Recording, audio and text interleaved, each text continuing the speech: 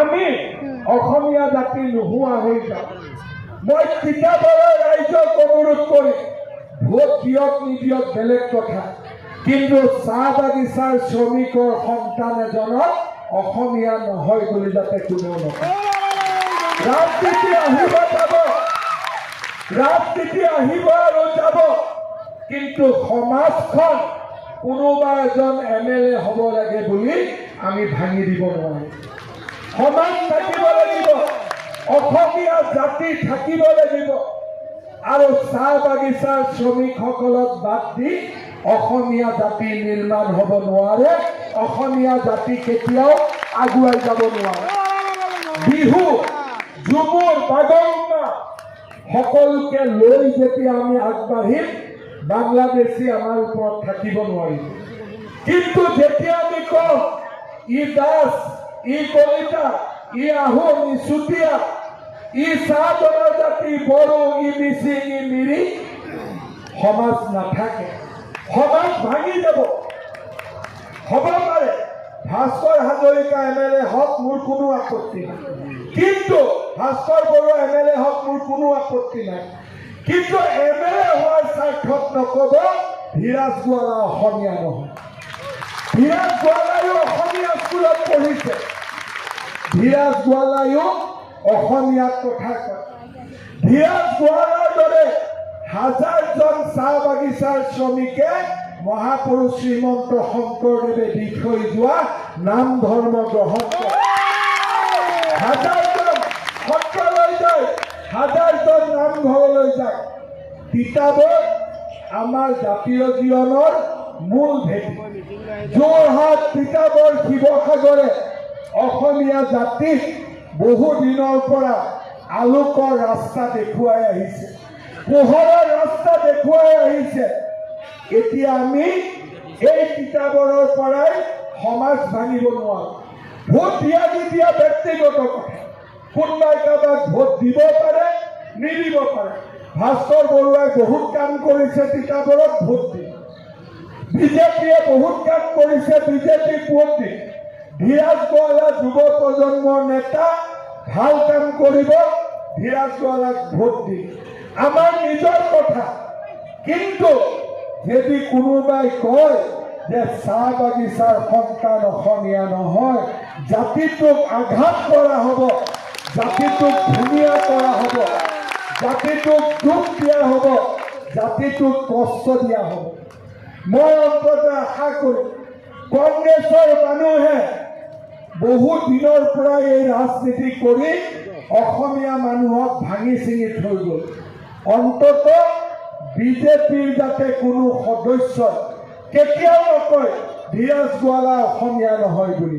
তাতকৈ আমাৰ বাবে দুখৰ দিন আৰু একো নাথাকিব। ধীৰাজ গোৱালাক আমি হৰুৱাব লাগে, দহটা কথা কৈ হৰুৱাব। কি কৰিব ধীৰাজ গোৱালা? একো কৰিব নোৱাৰে। ভাস্কৰ ভাল, বহুত কৰিব, চব কওক। হৰুৱাৰ বহুত বুদ্ধি আছে, কিন্তু সেই পাত পাশুপাত অস্ত্ৰ নামাৰিব, যি পাত পাশুপাত অস্ত্ৰই আমাৰ জাতিটোক জীৱনলৈ খণ্ড খণ্ড কৰি ভাঙি থৈ যায়। কিছুমান কাম ইলেকশ্যনৰ কাৰণে কৰিব নালাগে। কংগ্ৰেছে যোৱা কেইবাটাও দিনত নকৰিবলগীয়া বহুত কাম কৰি আছে। নে লাখপতি বাইদেউ ভাল, আঁঠুৱা ভাল, নে মিঠাতেল ভাল,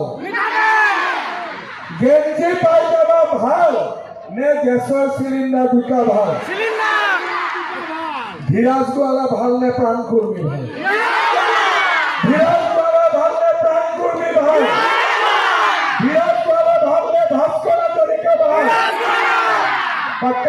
নহয়তো তেতিয়াহ'লে মই আৰু এটা তিতাবৰক প্ৰেজেণ্ট দিম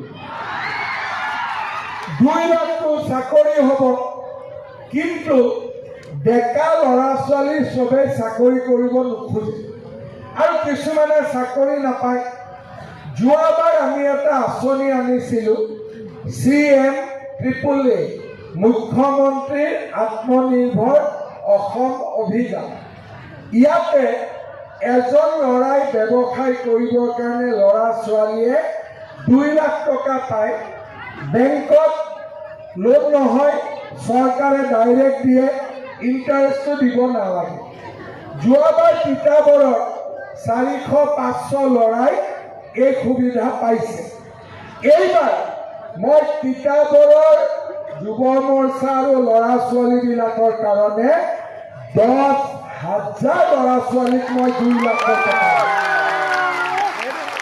কিমান ল'ৰা ছোৱালীক 2 লাখকৈ দিম 10,000 1,000 2,000 নহয় 10,000 অৰুণোদয় আৰু 10,000 CM-AAA ভাল হ'বনে নাই আৰু তিতাবৰৰ ফ্লাইঅভাৰ এইবিলাক এৰি দিয়ক এইবিলাকতো মূৰৰ ওপৰত দি দিয়ক এইবিলাক সৰু কাম ঠিক আছে আমি ডাঙৰ কাম কৰিব লাগিব তিতাবৰত আপোনালোকে চাওক 200 বছৰ হৈ গ'ল চাহ বাগিচাৰ শ্ৰমিকসকল অসমত আহিছিল 200 বছৰত মাটিৰ পট্টা নাপালে এইবাৰ আমি মাটিৰ পট্টা দিছোঁ লগতে মই কৈছোঁ যে পট্টাৰ লগতে PMY ঘৰ এটা দিম আৰু ভাল হ'বনে বেয়া হ'ব আৰু আমাৰ গাঁৱতো যিসকলে জিঅ' টেগিং কৰি থৈ দিছে ঘৰ পোৱা নাই তেওঁলোকৰ কাৰণেও মই নতুন 15 লাখ ঘৰৰ ব্যৱস্থা কৰিম নতুনকৈ 15 লাখ ঘৰ হ'ব জিঅ' টেগিং হৈ থকা মহিলাসকলক আমি ঘৰৰ সুবিধা দিম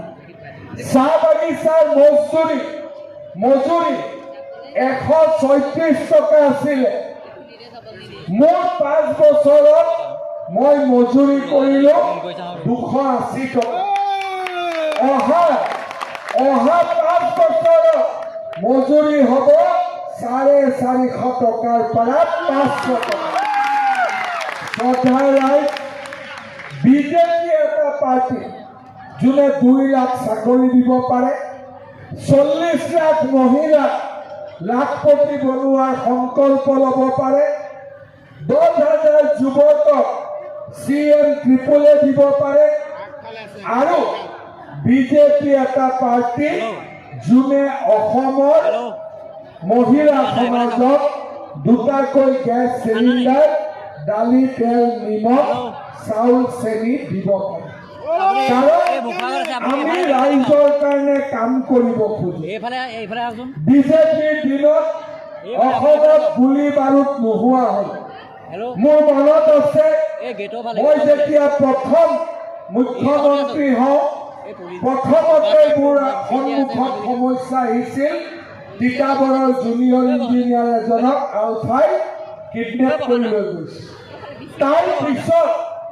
আজিলৈকে অসমত এটাও ঘটনা ঘটিব দিয়া নাই আন্দোলনবোৰ নোহোৱা হ'ল গুলি বাৰুদ গ্ৰেনেড নোহোৱা হ'ল এতিয়া ল'ৰা ছোৱালীয়ে আন্দোলন পাহৰিলে এতিয়া এডিআৰিৰ কথা শুনে এতিয়া ল'ৰাবিলাকে আন্দোলন পাহৰিলে কামাণ্ডো বেটেলিয়নৰ কথা শুনে পৰিৱেশ পৰিৱৰ্তন হ'ল ক্লাছ 9ত চাইকেল স্কুটি জীৱন প্ৰেৰণা অসমত প্ৰতিদিনে 10 কিলোমিটাৰকৈ নতুন ৰাস্তা পকী হ'ল ব্ৰহ্মপুত্ৰৰ ওপৰত দলং হ'ল আজি আমাৰ জাতিৰ জীৱনলৈ পৰিৱৰ্তন আহিল প্ৰথমবাৰৰ বাবে অসমীয়াই বাংলাদেশী মিয়াৰ বিৰুদ্ধে যুঁজিছে আমাৰ কাৰ্যকালত কংগ্ৰেছে